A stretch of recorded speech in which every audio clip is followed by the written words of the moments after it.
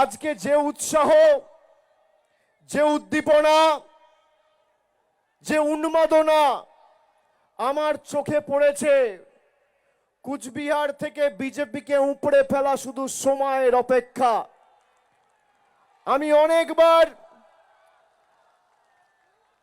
এই জেলায় এসেছি, কর্মসূচি করেছি, সভা সমিতি করেছি, কিন্তু যে উৎসাহ উদ্দীপনা আজকে লক্ষ্য করেছি, ছোট থেকে বড়, 8 থেকে 80 সমাজের সর্বস্তরের মানুষের যে আশীর্বাদ, ভালোবাসা, শুধুমাত্র সভাস্থল নয়, রাস্তায় যেভাবে মানুষ আশীর্বাদ, কৃতজ্ঞতায় আমাকে আবদ্ধ করেছে, আমি এই মাটির কাছে, এই জেলার কাছে চিরঋণী।